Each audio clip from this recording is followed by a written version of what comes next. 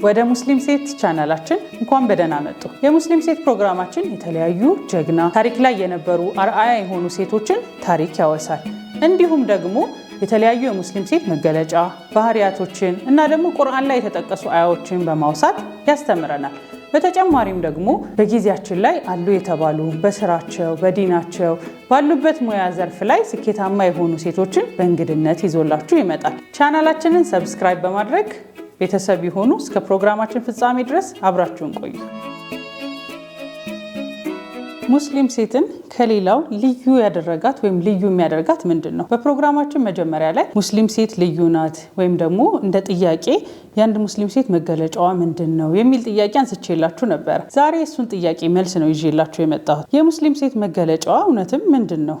አንድ ሙስሊም ሴት ሊኖራት ስለሚገቡ ባህሪያቶች እንዲሁም ደግሞ አላህ ሱብሓነሁ ወተዓላ ሙስሊም ሴት እንዲህ ናት ብሎ ያስቀመጠልን ብዙ የቁርአን አያዎችና መገለጫዎች አሉ። ታዲያ ከነሱ ባህሪያቶች ከነሱ መገለጫዎች ከነዛ የቁርአን አያዎች ውስጥ አንዱን የቁርአን አያ ይዤላችሁ መጥቻለሁ። በትንሹም ቢሆን ሙስሊም ሴት ሊኖራቸው የሚገቡ ባህሪያቶች እንዲሁም ደግሞ አንድ ሙስሊም ሴት ማናት፣ ምንስ ባህሪዎች ከሷ ይጠበቃል የሚለውን ነገር ነው በዛሬው ክፍላችን የምናየው። አሰላሙ አለይኩም ወራህመቱላሂ ወበረካቱ። ሙስሊም ሴት ፕሮግራማችን በክፍል 3 ተመልሷል። የዛሬው ርዕሳችን የሙስሊም ሴት መገለጫ ወይም ባህሪያቶች በቁርአን ላይ የተጠቀሱልን ምንድናቸው የሚለውን ነገር ነው የምናየው። አላህ ሱብሓነሁ ወተዓላ በተለያዩ የቁርአን አያቶች ላይ ሙስሊም ሴት እንዲህ ናት ብሎ ገልጾልናል። ከሰጠንም መጠሪያዎች ውስጥ አንዱ አልሙስሊማት የሚለውን መጠሪያ ነው። አላህ ሱብሓነሁ ወተዓላ አልሙስሊማት ብሎ የሚገልጻቸው እነማንን ነው? ለአላህ ሱብሓነሁ ወተዓላ ቃል ያለምንም ተቃውሞ ያለምንም ነገር ግን ለምን እንዴት ሳይሉ ቀጥታ የሚገዙትን ወይም የሚታዘዙትን ሴቶች ሰሚዕና ወአጣዕና የሚሉትን ጀግና ሴቶች አልሙስሊማት ይላቸዋል አላህ ሱብሓነሁ ወተዓላ። በአላህ ቃል ብቻ የሚተዳደሩትን ውሎ አዳራቸውን ከአላህ ሱብሓነሁ ወተዓላ ቃል ውጪ ንቅንቅ የማያደርጉ ሴቶችን አልሙስሊማት የምንላቸው እነዛን ነው።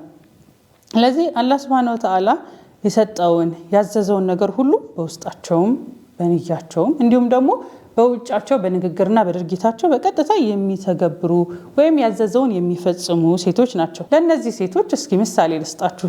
ልክ እንደ ኡሙ አማራ ወይም ኑሰይባ በኡሁድ ጦርነት ጊዜ የነበራትን ትልቅ ጀግንነት እናስታውሳለን። ያ ጀግንነትም ነው እዚህ ምድብ ውስጥ ያስገባት።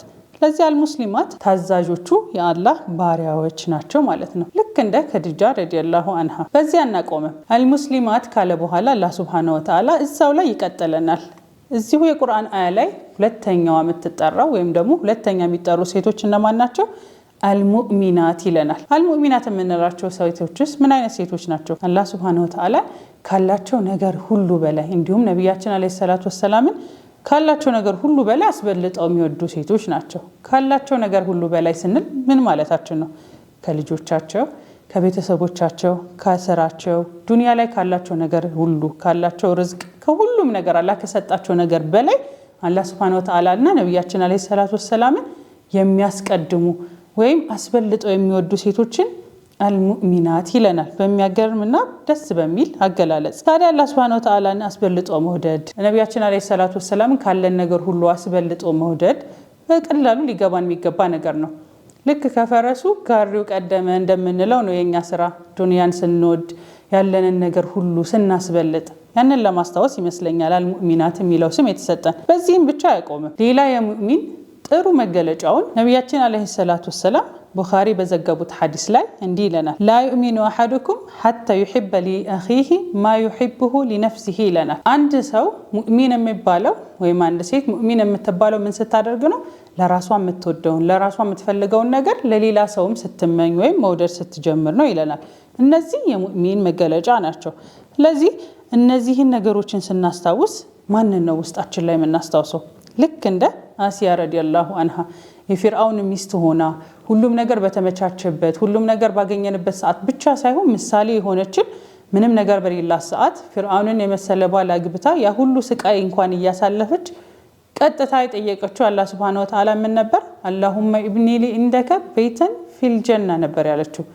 ታዲያ ሙእሚንነት በተመቻቸልን በደራልን ጊዜ ባገኘን ጊዜ በጠገብን ጊዜ ብቻ ሳይሆን ባጣንም ጊዜ በአላህ ላይ ተስፋ በማድረግ አላህ Subhanahu Wa Ta'ala ከማንንም ሰው በላይ አስበልጦ በማየትና በመውደድ ሐጃችንን ሁሉ ለሱ በመስጠት ምላሹንም ከሱ መጠበቅን ይገልጻል።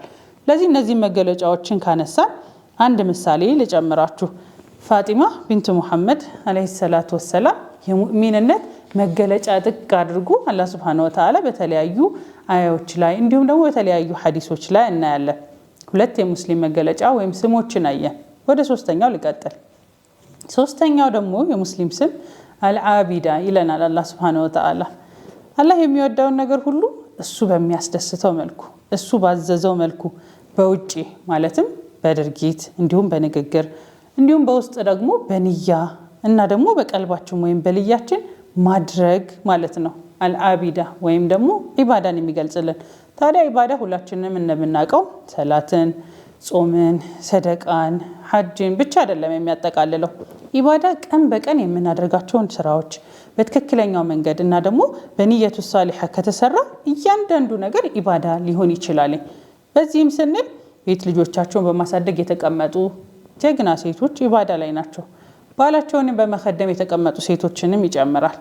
እንዲሁም ደግሞ ወላጆቻቸውን በመከባከብ ቀን ከሌሊት እየለፉ ቤተሰባቸውን በማስደሰት የሚገኙ ሴቶችንም እንደዛው ይጨምራል። ስለዚህ ዱንያ ላይ እያንዳንዱ የምናደርጋቸው ነገሮች ማለትም ከሐራም ውጪ በየቀኑ በትክክለኛው ንያና አላህ Subhanahu Wa Ta'ala አስደስታለሁ በሚል የምንሰራቸው ከሆነ ኢባዳ ላይ ይካተቱልናል ማለት ነው።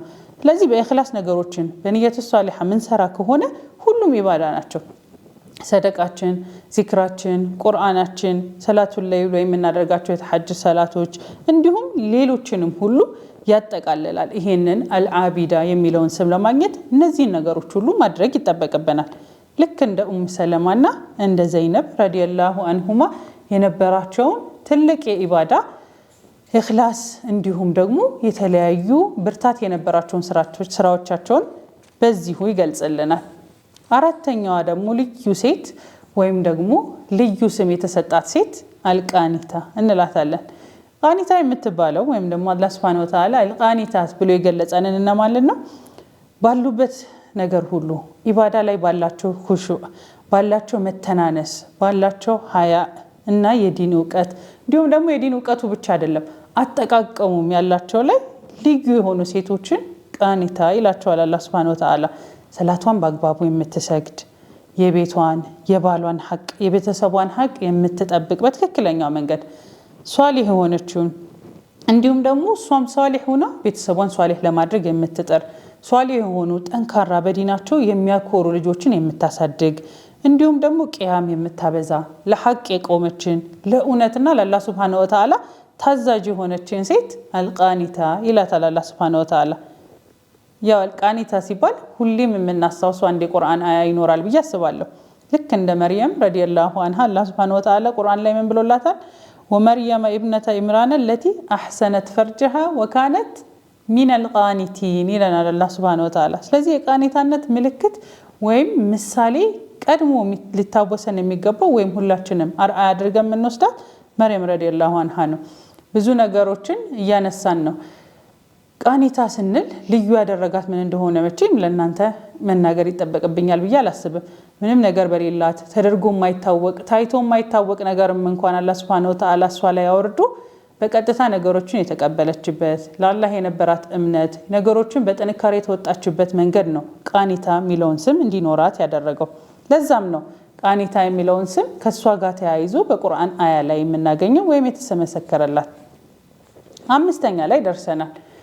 አምስተኛ ላይ የምናነሳቸው ሰዎች አልታኢባ ይላቸዋል አላህ Subhanahu Wa Ta'ala።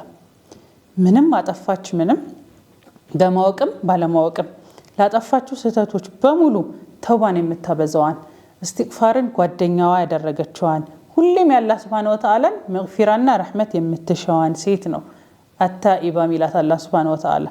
ለቤተሰቧ ለአላህ Subhanahu Wa Ta'ala እንዲሁም በዙሪያዋ ላሉ ሴቶች ወይም ሰዎች በአጠቃላይ ግዴታዬን አልተወጣሁም ብላ ባሰበች ጊዜ ልክ እንደማንኛውም ሰው ሁሌም ቢሆን የተሟላ ነገርን ከኛ አይጠበቅም። ግን አጠፋን ብለን ባሰብን ጊዜ ሰው ላይ ያለኝን ሐቅ ላይ ቤተሰብ ላይ ያለኝን ሐቅ ላይ ስራዬ ላይ ያለኝን ሐቅ በአካባቢ ባሉ ሰዎች ላይ ያለኝን ሐቅ አልተወጣሁም ብለን በመናስብ ጊዜ ታኢባ የምትባለው ሴት ምንድነው የምታደርገው? ቶሎ ትክክል አይደለም በማለት ቶሎ ተመልሳ ጸባዩን በማስተካከል ወደ አላህ Subhanahu Wa Ta'ala የምትመለሰዋን ጥፋቷን ለማረም ደግሞ መመለሱ ብቻ አይደለም ጥፋቷን ለማረም የምትጠራዋን ልክ እንደ ሐፍሳ ረዲየላሁ አንሃ ደጋግማ እስትግፋርን በማድረግ ተውባን የምታበዛዋን ሴት እንደዛች ያለችውን ሴት ነው አታኢባ ሚላት ከሐፍሳ ረዲየላሁ አንሃ ውጪ ደግሞ አንድ ምሳሌ ላንሳላችሁ ተውባን ወይም ታኢባ ሚለውን ስም በደንብ ሊያስታውሰን ወይም ሊገልጽልን የሚችለውን ታሪክ ልንገራችሁ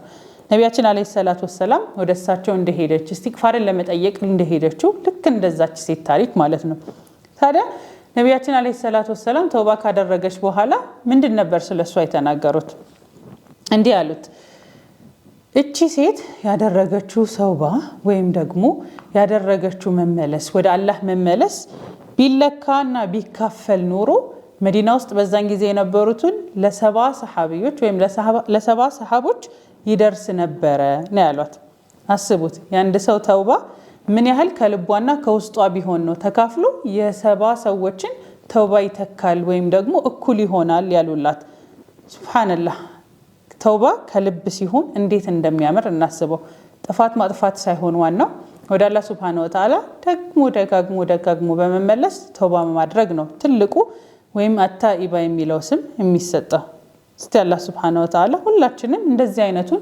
ከውስጥና ከልብ የሆነውን ተውባ አላህ ይወፍቀን ሌላው ስድስተኛው መገለጫ ወይም ደግሞ ስድስተኛው ስማችን አሳኢሃ ይላል ሳኢሃ የሚለውን ቃል በቀጥተኛ አረበኛ ትርጉም ስናየው ተጓዥ ወይም ደግሞ መንገደኛ በብዙ ቃላቶች ይፈሰራል እዚህ ላይ ግን አሳኢሃ የሚለው እሱን ትርጉም ይዞ አይደለም የመጣው አሳኢሃ የሚገልጻቸው አላህ Subhanahu Wa Ta'ala ይገለጻልን እነማን ነው ጾም የሚያበዙትን ሴቶች ነው በብዛት በሱና ጾሞች ላይ ወይም ደግሞ ጾምን የሚያበዙትን ሴቶች አሳምሮ አላህ Subhanahu Wa Ta'ala አሳኢሃ ይለናል ታዲያ ይሄ ሙስሊም መገለጫ ወይም ደግሞ የሴት መገለጫ ያደረገው አሳኢሃ የሚለው ስም ጾምን እንድናበረታ ወይም ደግሞ ጾም ላይ እንድንበረታታ ይነግረናል ይሄኛው መገለጫ ጾም ላይ ጠንካራ እንድንሆንና እንድንበረታታ ይነግረናል ለጾም ብዙ አማራጮች አሉ ነቢያችን አለይሂ ሰላቱ ወሰለም ሰኞና ሐሙስን ለምን እንደሚጾሙ ሲጠየቁ ሰኞና ሐሙስ ስራችን ወደ አላህ Subhanahu Wa Ta'ala የሚቀርብበት ቀን ሲሆን ስራዬ በሚቀርብበት ቀንም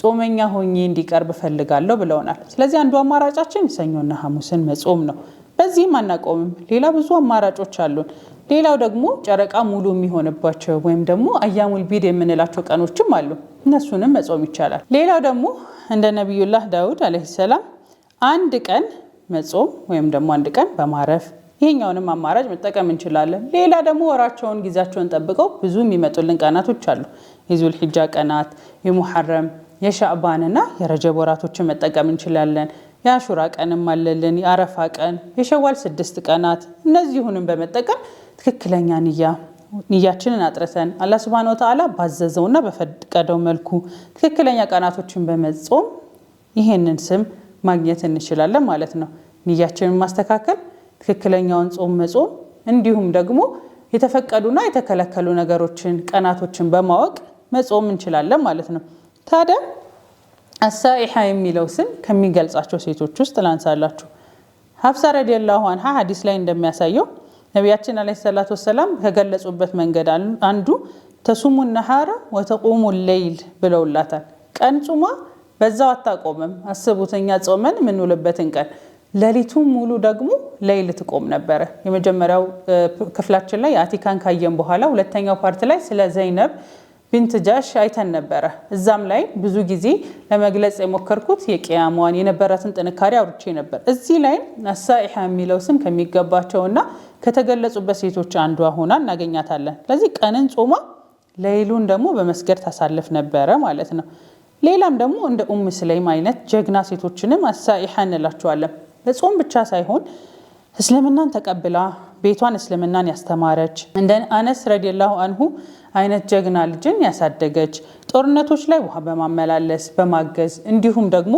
በጦርነት የተጎዱ ወይም ደግሞ የቆሰሉ ሰዎችን በማገዝ በጣም በማከምና በመርዳት ተምሳሌትነቷን ያሳየችን ጀግና ሴት እነዚህን ሴቶች ነው ታዲያ አልሳኢሃ የምንላቸው ማለት ነው ሰባተኛ ላይ ደርሻለሁ 7 እና 8 ተመሳሳይ የሚያደርጋቸው ነገሮች ሁለቱም ተመሳሳይ ካታጎሪ ላይ ነው ያሉት። ሰባተኛ ላይ ደርሻለሁ።